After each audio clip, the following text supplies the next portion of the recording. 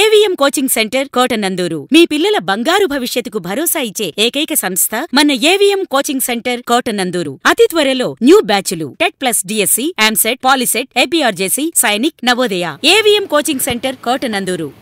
కాకినాడ జిల్లా తుని నియోజకవర్గంలో పసుపు జెండాలు పట్టి కదలారు. తుని నియోజకవర్గంలో చేపట్టిన తొలి వసంత వేడుకకు అధిక సంఖ్యలో నాయకులు, కార్యకర్తలు, తుని, తొండంగి, కోటనందూరు, తుని టౌన్ నాయకులు జనసంద్రములుగా కదిలారు. ఈ కార్యక్రమంలో పొలిట్ బ్యూరో సభ్యులు యనమల రామకృష్ణుడు మాట్లాడుతూ రాష్ట్రాన్ని జగన్ రెడ్డి అధోపతి పాలు చేశారని, విద్య, వ్యవసాయము, పారిశ్రామికీకరణ, అభివృద్ది కార్యక్రమాలను విస్మరించారని, ప్రభుత్వం ఏర్పడిన ఈ సంవత్సర కాలంలో 260 కోట్ల నిధులు అభివృద్దికి వాడేమని తెలిపారు.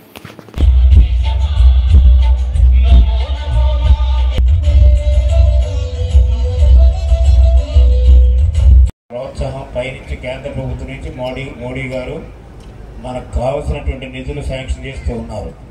వారికి మనం అందరం కూడా ధన్యవాదాలు తెలియపరచాలి. ఈ సందర్భంగా చప్పట్లు కొట్టి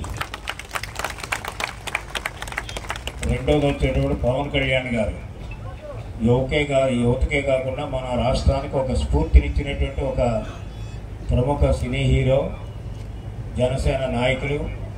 ఆయన కూడా మనకు ఎప్పటికప్పుడు సహకరిస్తున్నందుకు ఆయన కూడా మనం చప్పట్లు కొట్టి ఆయన కూడా అభినందించాలి. ఇక మా నాయకులు చంద్రబాబు నాయుడు గారు మొదటి నుంచి కష్టపడేటువంటి వ్యక్తి. ఈ రాష్ట్రాన్ని అన్ని రంగాల్లో అభివృద్ధి చేయాలనేటువంటి తపంతో ఆయన జనరల్ సెక్రటరీగా ఉన్నప్పటి నుంచి ఇప్పటి వరకు కూడా కష్టపడి పనిచేసేటువంటి వ్యక్తి.